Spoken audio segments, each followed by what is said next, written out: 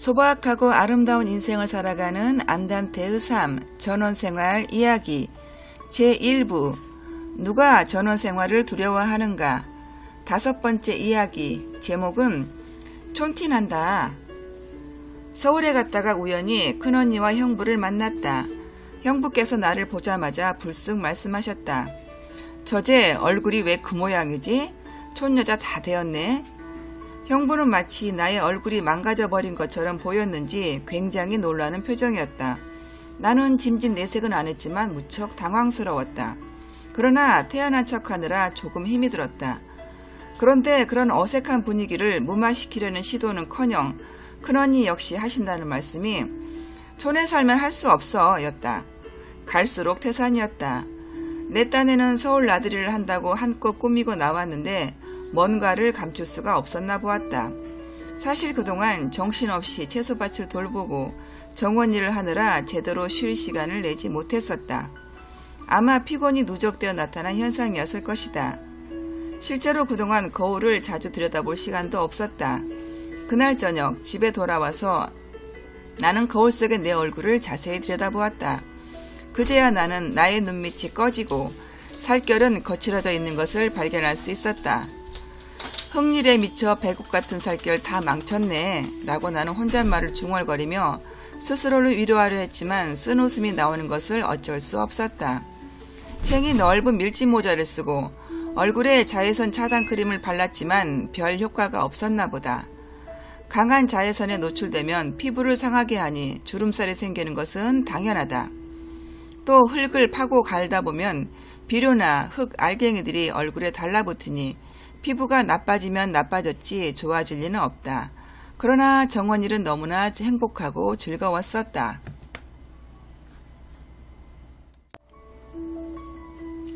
정원일을 할 동안은 정말 재미가 나고 신이 난다.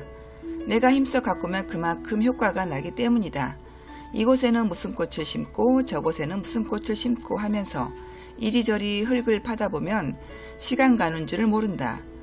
나무마다 퇴비도 넣어줘야지, 물도 줘야지, 잡초도 뽑아야지.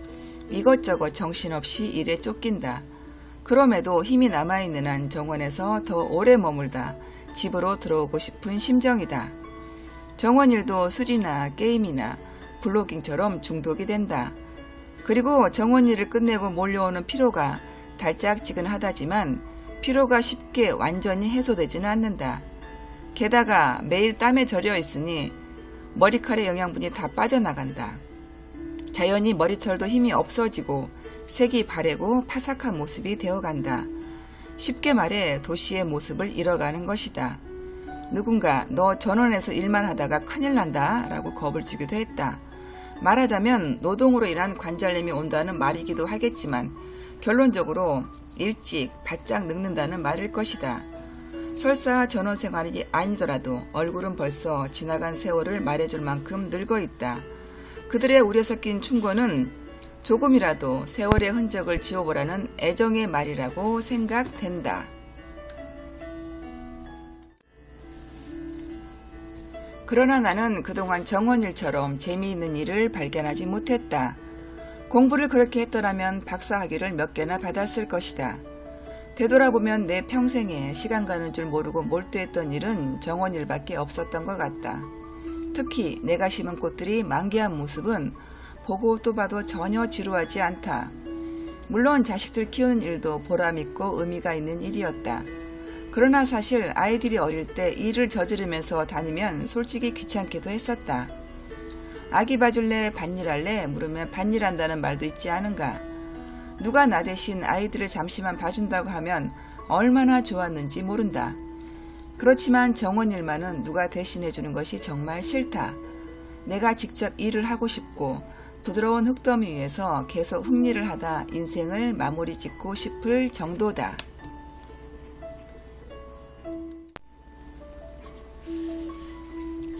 오래전에 돌아가신 시어머니께서 김포에 논을 사서 취미삼아 농사를 하셨다. 주변의 사람들이 말려도 아랑곳하지 않으시고 그 힘든 일을 계속 하셨다. 이웃에서는 변호사 사모님이 왜 저렇게 고생을 사서 하느냐고 수군거렸다. 나 역시 그 당시에는 시어머님을 도저히 이해할 수가 없었다. 왜 저토록 스스로를 고달프게 하실까? 또는 왜 저렇게 힘들게 사시는 건가 하고 그저 안타까운 마음뿐이었다. 그러나 이제야 돌아가신 시어머님의 마음을 이해할 수 있게 되었다. 흙을 만지고 새싹이 파릇파릇 돋아나는 걸 보고 또 가을이면 결실이 있는 그 재미를 우리가 어떻게 알았겠는가. 남의 신발을 신고 온종일 걸어 다녀 보지 않으면 그 사람에 대해 말할 수 없다는 말이 진정 마음에 와 닿는다. 내가 이 시골에 살면서 얼굴을 매만지고 옷을 좀 잘 차려입는다고 해서 40대, 50대의 모습으로 되돌아갈 수는 없다. 그저 이 나이의 여인이 조금 몸을 가꾼다고 해봤자 안 가꾸는 사람과의 차이는 50보, 100보라고 생각된다. 세월은 지독하게도 빠르다. 아니 잔인할 정도다. 세월의 옷자락을 부여잡고 질질 끌려가고 있는 것 같아. 이제 내게 허용된 짧은 시간 동안 자연이 주는 즐거움을 마음껏 즐기고 또 자연의 오묘한 이치를 좀 더 깊이 깨달으며 살아가고 싶다. 그리고 그것이 더 의미 있는 일이라 믿기에 나는 촌티 나는 것을 즐겁게 감수할 자신이 있다. 시어머니께서 늘 하시던 말씀이 생각난다. 죽으면 흙이 될 텐데 뭘 몸을 그렇게 아끼고 야단들인지 쯧쯧.